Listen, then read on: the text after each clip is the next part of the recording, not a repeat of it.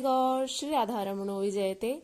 आज हम लोग अध्ययन करेंगे श्रीमद् भगवद गीता के अध्याय 10 के श्लोक संख्या 21 और 22 का। तो चलिए प्रारंभ करते हैं गीता के 10वें अध्याय का 21वां श्लोक। आदित्यानामहं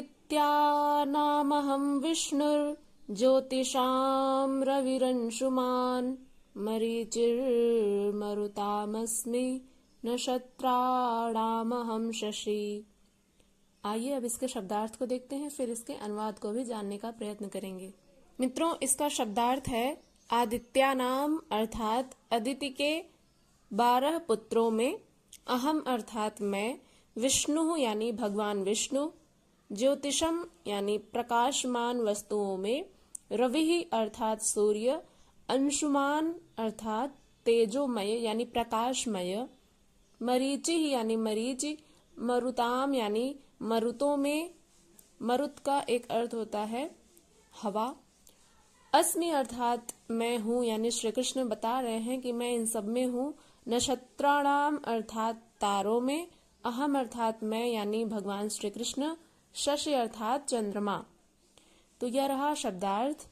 आइए अब इसके अनुवाद को भी जानने का प्रयत्न करते हैं। मित्रों, इसके अनुवाद को जानने से पूर्व हम यह समझ लेते हैं कि इसके पिछले श्लोक में भगवान श्री कृष्ण ने अर्जुन से क्या कहा था।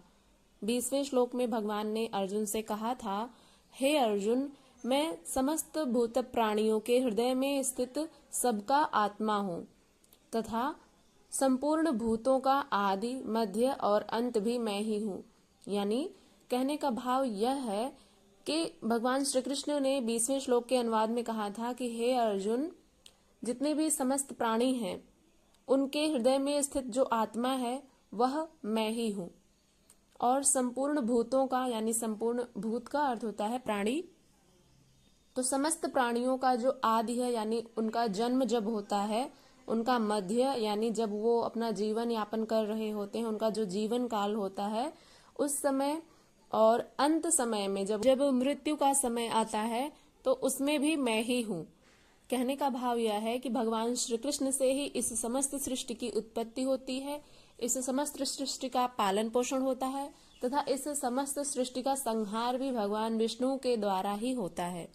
दोस्तों, यह तो था पिछले श्लोक का अनुवाद, जिसको जानना बहुत ही जरूरी था, क्योंकि उसी से संबंधित यह जो अगला श्लोक है हमारा आज का, उसी से संबंधित यह भी है। तो चलिए इसको जान लेते हैं कि भगवान श्री कृष्ण अर्जुन से क्या बता रहे हैं कि वे अपने विराट स्वरूप का वर्णन कर रहे हैं, तो वे कहाँ कहाँ स्थित हैं। भगवान श्री कृष्ण कहते हैं कि अदिति के 12 पुत्रों में मैं विष्णु हूँ, प्रकाशमान वस्तुओं में मैं सूर्य हूँ, मुझे मरुतों में मरीचि और रात्रि के आकाश के तारों में चंद्रमा जानो। यानी अदिति के जो 12 पुत्र होते हैं उनमें जो विष्णु है वह मैं हूँ, और जो ज्योति है जिससे यह समस्त सृष्टि प्रकाशित होती है, ऐसे सूर्य में जो किरणें हैं वह किरणें भी मैं ही हूँ। मैं 49 वायु देवताओं का तेज हूँ, और नक्षत्रों का यानी जो तारे हैं, जो तारा मंडल होता है आकाश में, उनका अधिपति यानी स्वामी चंद्रमा मैं ही हूँ। ऐसा माना जाता है कि जो नक्षत्र मंडल हैं उनमें जो राजा है, वह जो सबसे अधिक चमकदार है वह है चंद्रमा। तो मानो ऐसा कहा जाता है कि तारों की सभा में जो राजा है वह है चंद्रमा। तो इसलिए भगवान श्री कृष्ण कह रहे हैं कि जो वो चंद्रमा है वह भी मैं ही हूँ, जो नक्षत्र मंडलों का अधिपति है जिसको चंद्रमा कहते हैं वह मैं हूँ। तो यह रहा इसका श्लोक। इसको थोड़ा सा और विस्तृत समझने का प्रयत्न करते हैं कि जैसे भगवान श्री कृष्ण ने कहा था कि मैं सब में समस्त भूत प्राणियों का आदि, मध्य और अंत हूँ।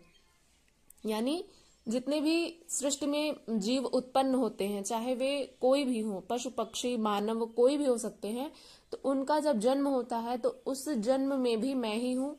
उनका जो जीवन यापन होता है, जो जितना समय वे जीते हैं, उस जीवन काल में भी मैं ही हूँ, और अंतिम क्षण में जब उनकी मृत्यु होती है तो उस समय भी मैं ही रहता हूँ।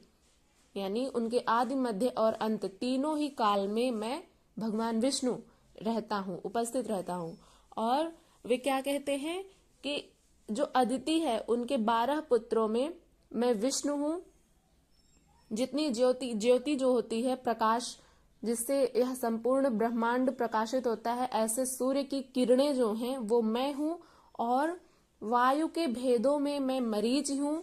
और जो वायु और नक्षत्र मंडलों में जो चंद्रमा है, जो अधिपति है, नक्षत्रों का अधिपति यानी राजा, वह चंद्रमा मैं ही हूँ। तो यह रहा इसका श्लोक। आइए अब इसके अगले श्लोक की तरफ बढ़ते हैं, जो गीता के 10वें अध्याय का 22वां श्लोक है, उसको पढ़ते हैं। 22वां श्लोक है, वेदानां सामवेदोऽस्मि देवानामस्मि वासवः इंद्रियाणां मनश्चास्मि भूतानामस्मि चेतना। आइए अब इसके शब्दार्थ को देखते हैं, फिर इसके अनुवाद को भी जानने का प्रयत्न करेंगे। इसका शब्दार्थ है, वेदानाम अर्थात वेदों में, सामवेदः अस्मि, सामवेद हूँ मैं यानी विष्णु, देवानाम यानी समस्त देवों में, अस्मि माने मैं हूँ यानी विष्णु स्वयं को कह रहे हैं, वासवः यानी इंद्र, इंद्रियाणाम यानी इंद्रियों में, मनः यानी मन, च माने और या तथा, अस्मि अर्थात मैं हूँ यानी विष्णु भगवान स्वयं को कह रहे हैं कि मैं इन सब में भी हूँ। भूतानाम अर्थात समस्त भूत प्राणियों में, समस्त जीव में, अस्मि अर्थात मैं हूँ, चेतना अर्थात चेतना। तो मित्रों, यह रहा इसका शब्दार्थ।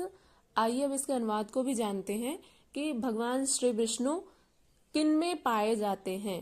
इसका अनुवाद है, भगवान श्री कृष्ण कहते हैं कि मैं वेदों में सामवेद हूँ और देवताओं में इंद्र हूँ, इंद्रियों में मन हूँ और समस्त जीवों में चेतना हूँ।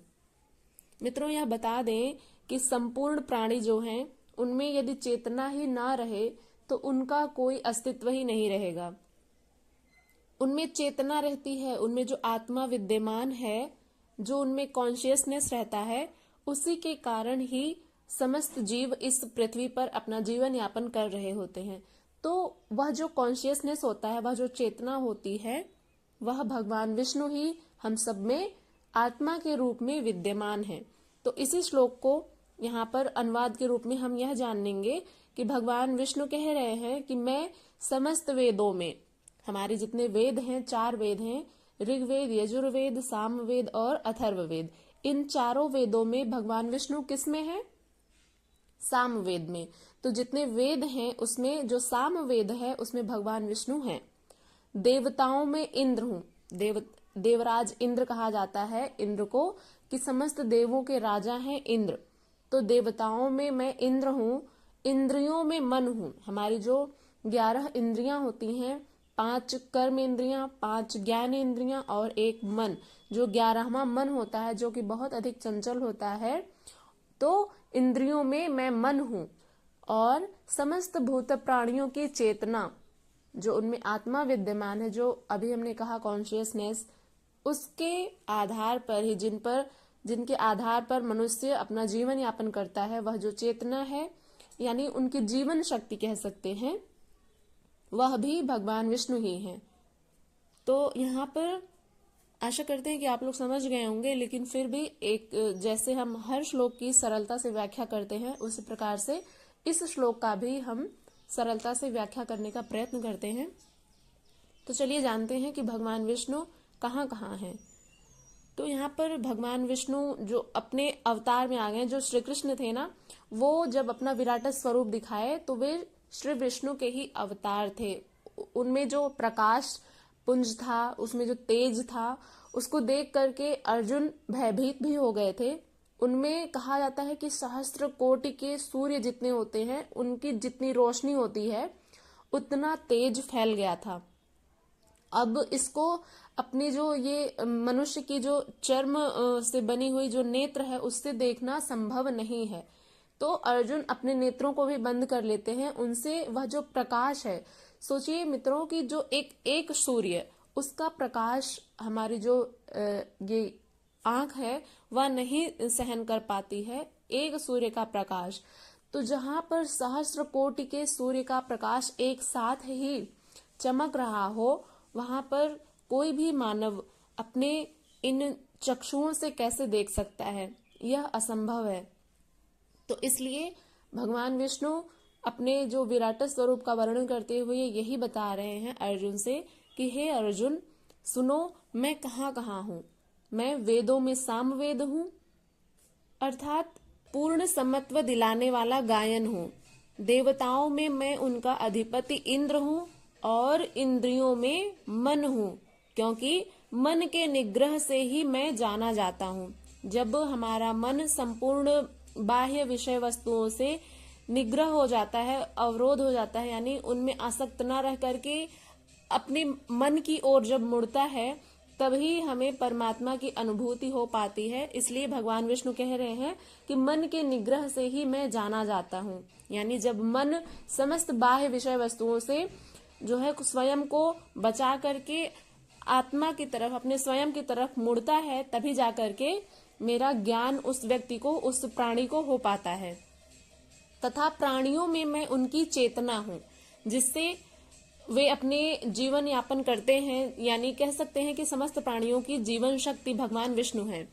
तो मित्रों, यह रहा अनुवाद। आपको व्याख्या समझ में आई या नहीं, आप लोग कमेंट करके जरूर बताइएगा।